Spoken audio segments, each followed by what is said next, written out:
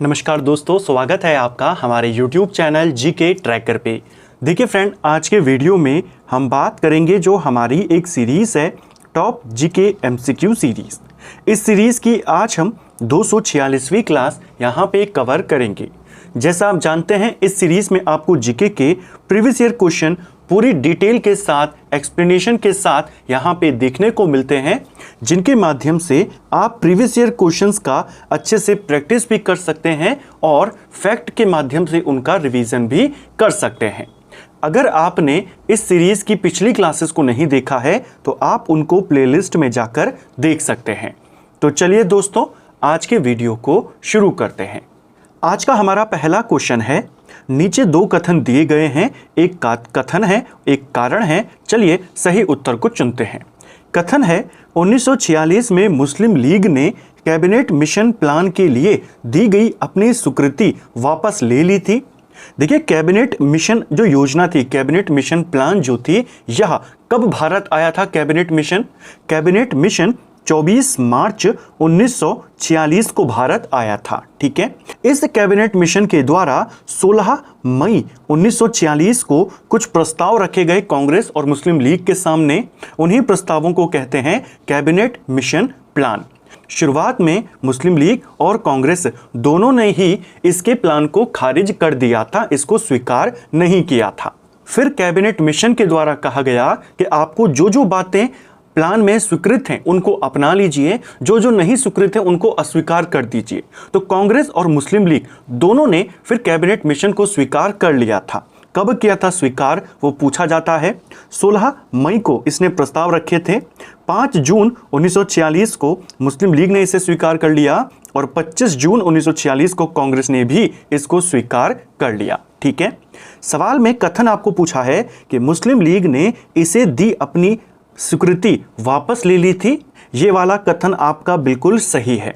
5 जून को मुस्लिम लीग ने अपनी स्वीकृति दी, लेकिन इसी के तहत, कैबिनेट मिशन के तहत ही संविधान सभा का गठन होना था।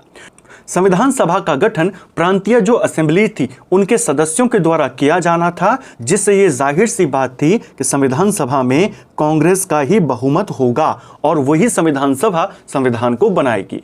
जब मुस्लिम लीग को ये बात पता चली, उन्होंने अपना समर्थन वापस ले लिया था 29 जुलाई 1946 को। ठीक है, यानी अपनी जो स्वीकृति दी थी वो कैंसिल कर दी। तो पहला बिल्कुल सही है।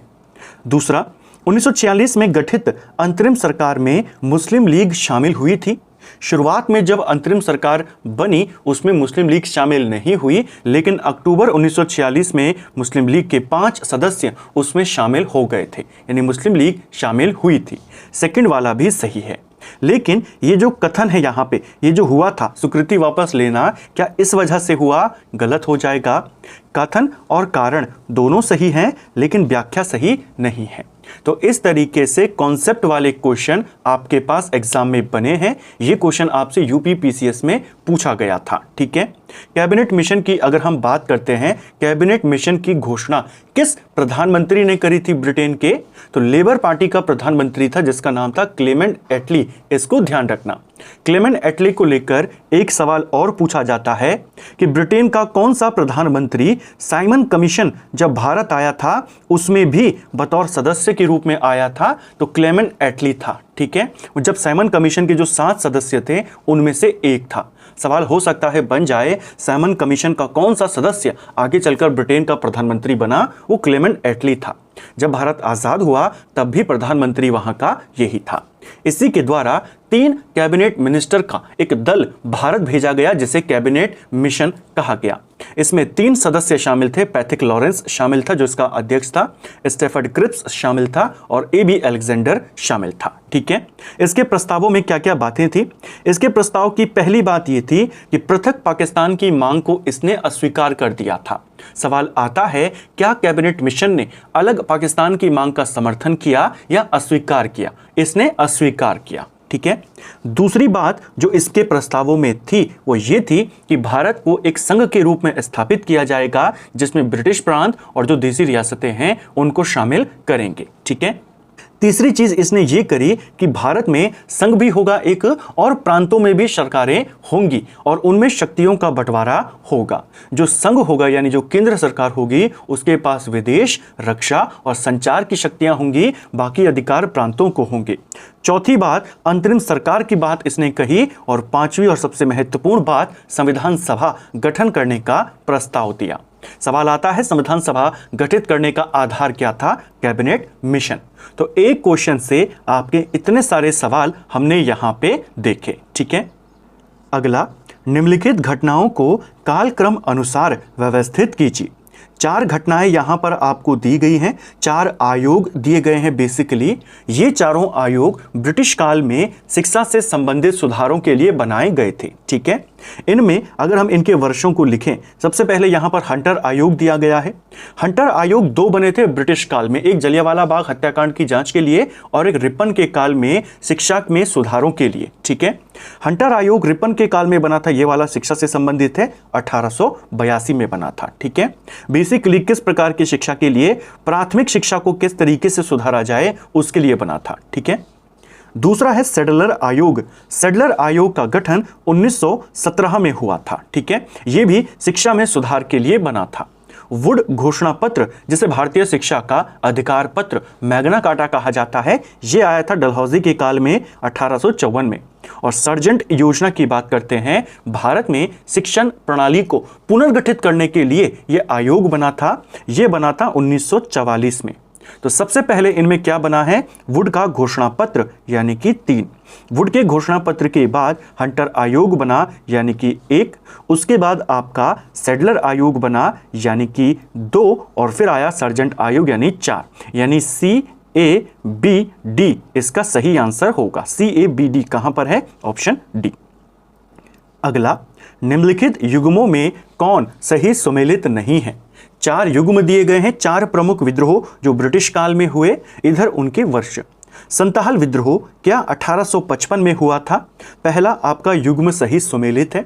संताल विद्रोह 1855-56 में हुआ था। 57 की क्रांति से तुरंत पहले यही विद्रोह है जो पूछा जाता है कि इनमें से कौन सा विद्रोह 1857 की क्रांति से पहले घटित हुआ था। तुरंत पहले वो संताल विद्रोह था, ठीक है। बेसिकली ब्रिटिश सरकार और जो जमींदार थे वहां के संताल क्षेत्र के, उनके खिलाफ किया गया ये विद्रोह था, ठीक है। संताल जनजाति के लोगों के द्वारा जमींदारों, साहूकार और अंग्रेजों के खिलाफ किया गया विद्रोह, ठीक है।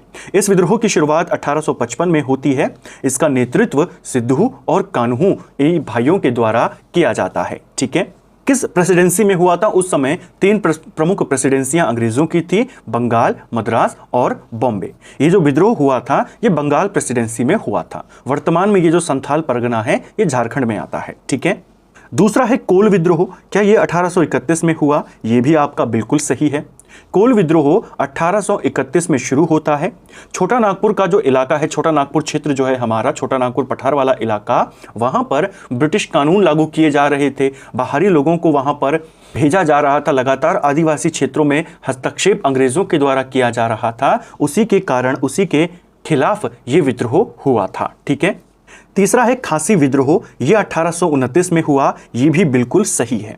खासी विद्रोह, अंग्रेज जो थे खासी पहाड़ियों पर सड़क बनाने का काम कर रहे थे, जिसका विरोध वहां के लोगों ने किया और उसी विरोध को कहा गया खासी विद्रोह। तो यह भी आपका बिल्कुल सही है, ठीक है। अहोम विद्रोह, क्या ये 1815 में हुआ था? अहोम विद्रोह जो था 1815 में नहीं, 1828 में हुआ था, ठीक है। बेसिकली उसी समय जो आंग्ल बर्मा युद्ध था वो शुरू हुआ था। कुछ समय के बाद उसे खत्म किया गया। आंग्ल बर्मा युद्ध याडंबू की संधि के साथ वो समाप्त होता है। उसके बाद अंग्रेजों ने यह वादा किया था असम के लोगों के साथ, असम क्षेत्र में यह विद्रोह हुआ था। तो अंग्रेजों ने यह वादा किया था कि युद्ध के बाद ब्रिटिश सेना को असम से हटा लिया जाएगा, लेकिन हटाया नहीं जाता है। उसी के खिलाफ यहाँ के लोगों ने यह विद्रोह किया था, ठीक है। तो हमने चारों विद्रोहों के बारे में बेसिक जानकारी को देखा। कौन सा सुमेलित नहीं है? Option D. अगला, हाथी गुम्फा अभिलेख किस शासक के विषय में जानकारी का स्रोत है? देखिए, जो हाथी गुम्फा अभिलेख है यह राजा खारवेल के बारे में जानकारी का एक बहुत ही इंपॉर्टेंट और एकमात्र स्रोत है। ऑप्शन ए सही आंसर होगा। जो राजा खारवेल थे ये कलिंग के शासक थे, यानी वर्तमान उड़ीसा के शासक थे। ठीक है, कलिंग का जो इलाका है वर्तमान उड़ीसा में पड़ता है। राजा खारवेल का ये हाथी गुम्फा अभिलेख है, ये किस भाषा में है? ये आपके प्राकृत भाषा में लिखा गया अभिलेख है। ठीक है, क्वेश्चन आपसे एक पेपर में बना था, सबसे पहले भारतवर्ष का उल्लेख किस अभिलेख में किया गया है? तो सबसे पहले भारतवर्ष का उल्लेख इसी राजा खारवेल के हाथी गुम्फा अभिलेख में किया गया है। यह एक तिथि रहित अभिलेख है, यानी इसमें तिथि की अंकित नहीं है। ठीक है, किसका है? कलिंग नरेश खारवेल का है। जो कलिंग नरेश थे खारवेल, ये किस वंश के थे? ये चेदी वंश के थे। चेदी वंश को महामेघवान वंश के नाम से भी जाना जाता है, इसको भी आपने ध्यान रखना है। ठीक है, यह जो अभिलेख हमें मिला है उड़ीसा के उदयगिरी की पहाड़ियों से हमें मिला है। ठीक है, अगला, वनस्पति जलवायु का सही सूचक है, यह कथन किससे संबंधित है? तो वनस्पति ही जलवायु का सही सूचक है, ये कथन किसने कहा था? ये उत्तराखंड में भी सवाल बना है, यूपी पीसीएस में भी आया, उत्तराखंड में आया था कि वनस्पति जलवायु का सही मापदंड है, ये किसने कहा था? तो दोनों क्वेश्चन एक ही हैं, ये कहा था कोपेन ने। ऑप्शन बी सही उत्तर होगा। कोपेन ने कहा था कि किसी भी क्षेत्र की जो वनस्पति है वह उस क्षेत्र की पूरी जलवायु, यानी कि वहां की परिस्थिति, तापमान, वहां होने वाली वर्षा, उनको अच्छे से दर्शाती है। तो किसी भी क्षेत्र की वनस्पति वहां की जलवायु का सूचक है, वहां की जलवायु का मापदंड है, ये कथन कोपेन का है। क्वेश्चन बन जाता है। ठीक है, एक और इंपॉर्टेंट क्वेश्चन जलवायु से ही संबंधित कि भारत दुनिया की सभी प्रकार की जलवायु रखता है, या भारत में दुनिया की सभी प्रकार की जलवायु पाई जाती है, ये किसने कहा था? ये कथन मार्सडेन ने कहा था। इसका नाम भी आपने ध्यान रखना है। साथ ही आपसे कोपेन का जलवायु वर्गीकरण भी पूछा जाता है। आपसे सवाल आता है कि कोपेन ने भारतीय जलवायु प्रदेशों को कितने भागों में बांटा? तो 9 भागों में बांटा। ठीक है, जो कोपेन था बेसिकली इसने अलग अलग प्रकार की जलवायु के लिए अंग्रेजी के अक्षरों का इस्तेमाल किया। जैसे आप जानते हैं पेपर में भी कई बार आता है कि AW प्रकार की जलवायु किस प्रकार की होती है, ये उष्णकटिबंधीय सवाना जलवायु होती है, CWG किस प्रकार की जलवायु होती है, ये आपके शुष्क शीत ऋतु की जलवायु होती है। ये सब क्या है आपके? ये जलवायु को प्रदर्शित करने वाले अक्षर हैं जिन्हें कोपेन ने निर्धारित किया था अपने जलवायु वर्गीकरण में। इंडियन ज्योग्राफी की क्लास में हमने कोपेन के जलवायु वर्गीकरण को भारतीय संदर्भ में पूरा डिटेल के साथ कवर किया था मैप के माध्यम से। अगला, जनसंख्या की प्राकृतिक वृद्धि निम्न में से किसका परिणाम है? तो देखिए, जनसंख्या की प्राकृतिक वृद्धि यानी कि बिना किसी बाहरी कारण के अपने आप जनसंख्या का बढ़ना, यह किसका परिणाम है? यह आपके 2 बातों पर निर्भर करती है, जन्म दर और मृत्यु दर। अगर जन्म दर ज़्यादा है, मृत्यु दर कम है, ऑटोमेटिकली यानी प्राकृतिक रूप से जनसंख्या ज़्यादा तेजी से बढ़ेगी। जो प्रवजनन है या विवाह है, इसके माध्यम से भी जनसंख्या बढ़ती है, लेकिन ये जनसंख्या के सेकेंडरी कारण हैं। ठीक है, यानी एक जगह से दूसरी जगह लोग अगर ज़्यादा पलायन करते हैं तो जाहिर सी बात है दूसरी जगह पर जनसंख्या बढ़ेगी, लेकिन वहाँ पलायन करने के उनके कुछ और कारण हैं। प्राकृतिक रूप से वहाँ की जनसंख्या नहीं बढ़ी। प्राकृतिक रूप से जनसंख्या बढ़ने के 2 ही प्रमुख कारण हैं, जन्म दर हाई होगी, मृत्यु दर कम होगी। ठीक है, यहां पर पहला और दूसरा सही है, ऑप्शन डी सही आंसर होगा। निम्न में से कौन लॉरेंज वक्र के द्वारा मापा जाता है? लॉरेंज वक्र जो है यह किस चीज को मापता है? लॉरेंज वक्र आपके आय असमानता यानी आय की विषमता को मापता है। ऑप्शन डी सही उत्तर होगा। इनकम डिस्ट्रीब्यूशन में जो असमानताएं होती हैं, विषमताएं होती हैं, वो हमें किससे पता चलता है? लॉरेंज वक्र से पता चलता है। ठीक है, भारत के संविधान की प्रस्तावना में कितने प्रकार के न्याय, स्वतंत्रता, समानता और भ्रातृत्व का उसी क्रम में उल्लेख किया गया है? देखिए, भारत के संविधान की प्रस्तावना में कितने प्रकार के न्याय, कितने प्रकार की स्वतंत्रता, कितनी समानता और कितने भ्रातृत्व की बात कही गई है, ये आपने बताना है। न्याय कितने हैं? हमारे संविधान में 3 प्रकार के न्याय की बात कही गई है, सामाजिक न्याय, आर्थिक न्याय और राजनीतिक न्याय। कितने प्रकार की स्वतंत्रता है? 5 प्रकार की स्वतंत्रता की बात कही गई है, विचार, अभिव्यक्ति, विश्वास, धर्म और उपासना की स्वतंत्रता। समानता 2 प्रकार की कही गई है, प्रतिष्ठा और अवसर की समानता। और भ्रातृत्व में एक ही है आपका बंधुत्व यानी भाईचारा। तो 3, 5, 2, 1 इसका सही क्रम होगा। कई बार सवाल ऐसे आ जाता है कि 3 प्रकार के न्याय में कौन सा न्याय नहीं है। ध्यान रखना, सामाजिक, आर्थिक और राजनीतिक इसके अंदर न्याय है केवल 3। ठीक है, स्वतंत्रता 5 है, समानता आपकी 2 है। ठीक है, भारतीय संविधान में भारत की आधिकारिक भाषा में जुड़े प्रावधानों में संसद संशोधन कर सकती है किसके माध्यम से?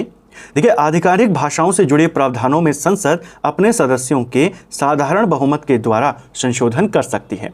साधारण बहुमत के द्वारा यानी 50% से ज़्यादा अगर आपके पास समर्थन है तो आप कोई भी परिवर्तन आधिकारिक भाषा से जुड़े कर सकते हैं। ठीक है, विशेष बहुमत की आवश्यकता नहीं होती, यानी आपको लगभग 67% समर्थन की जरूरत नहीं होती, यानी 2/3 की 50% यानी 50% में ही आपका काम चल जाएगा। ठीक है, बक्सर के युद्ध में ईस्ट इंडिया कंपनी की सेना का सेनापति कौन था?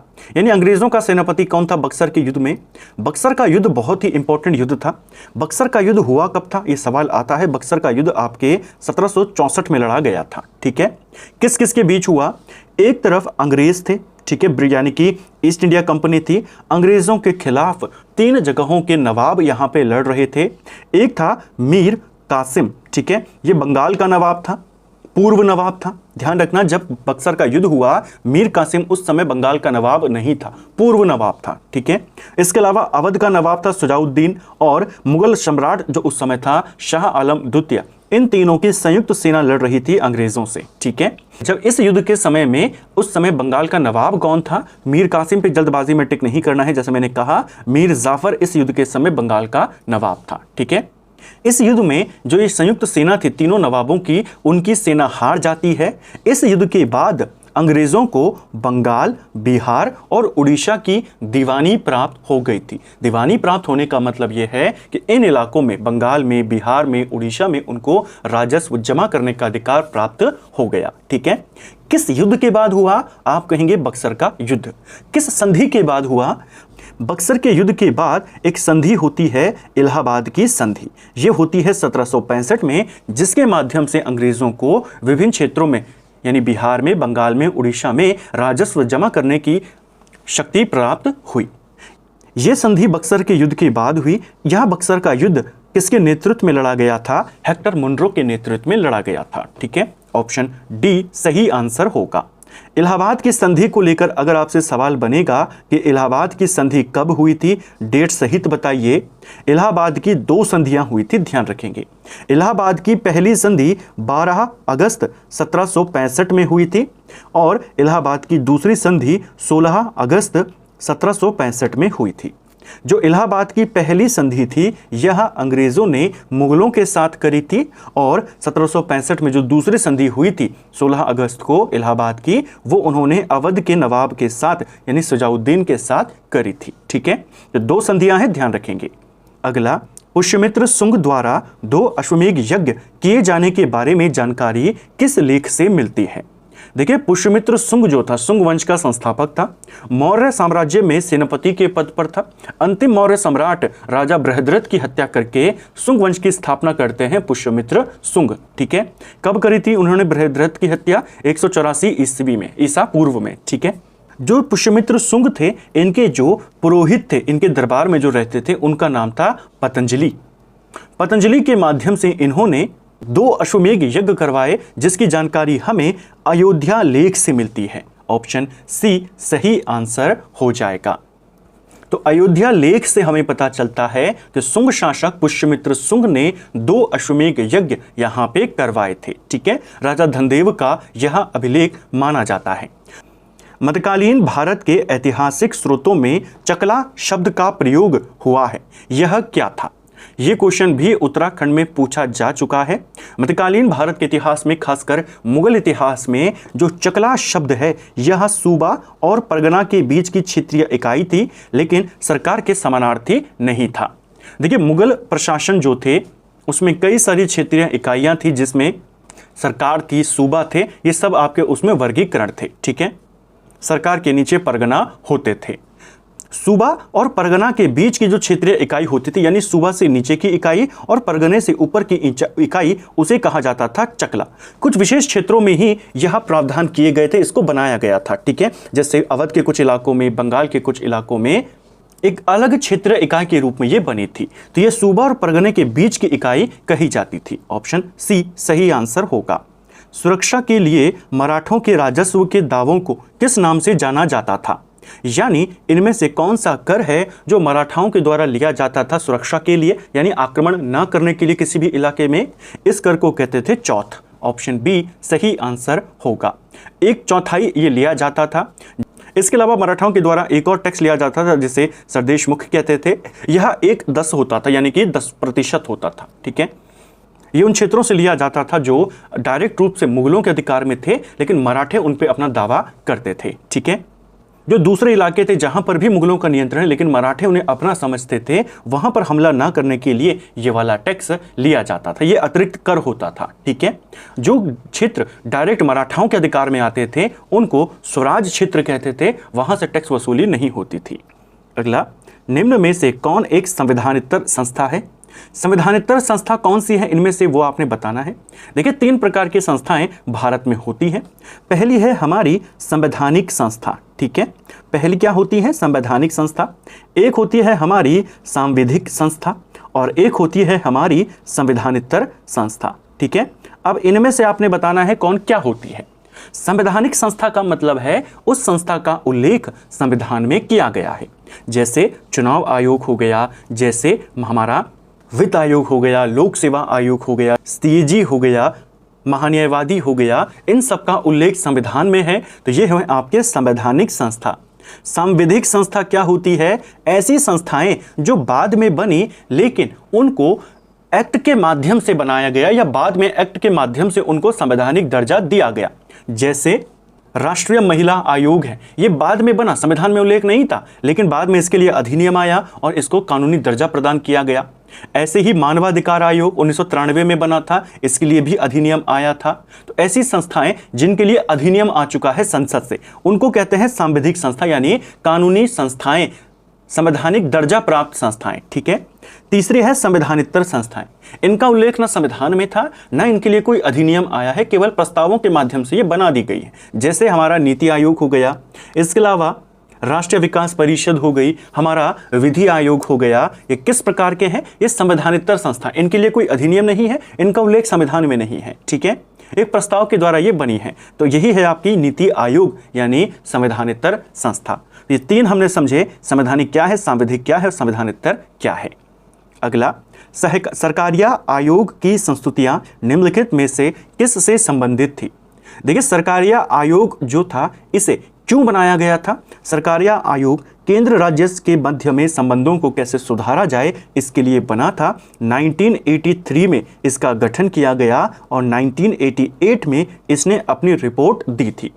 सरकारिया आयोग के जो अध्यक्ष थे रणजीत सिंह सरकारिया थे, उन्हीं के नाम पर इस आयोग को सरकारिया आयोग कहा गया। ठीक है, केंद्र राज्य संबंधों को सुधारने के लिए यह आयोग बना था। अगला, ग्रीन पीस इंटरनेशनल का मुख्यालय कहां पर स्थित है? जो ग्रीन पीस इंटरनेशनल है इसका हेडक्वार्टर आपके नीदरलैंड की राजधानी एम्स्टर्डम में है। ऑप्शन ए इसका सही उत्तर होगा। देखिए, जो ग्रीन पीस इंटरनेशनल है यह आपके 1971 में बना था। इसका गठन कनाडा के वैंकावूर में हुआ था। इसका गठन कहां पे हुआ था? कनाडा के वैंकावूर में। ठीक है, लेकिन इसका जो हेडक्वार्टर है वो आपके नीदरलैंड के एम्स्टर्डम में है। ऑप्शन ए इसका सही आंसर होगा। ग्रीन पीस इंटरनेशनल जो है पर्यावरण से संबंधित संगठन है। ठीक है, हरित गृह प्रभाव क्या है? हरित गृह प्रभाव यानी कि ग्रीन हाउस इफेक्ट।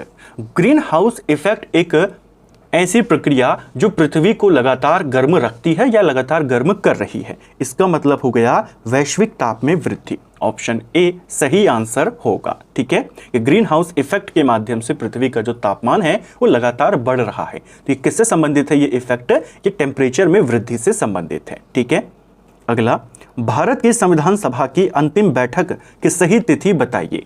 देखिए, भारतीय संविधान सभा की जो आखिरी बैठक हुई थी वो 24 जनवरी 1950 में हुई थी। ठीक है, ऑप्शन सी सही आंसर होगा। 24 जनवरी 1950 को संविधान सभा की आखिरी बैठक होती है।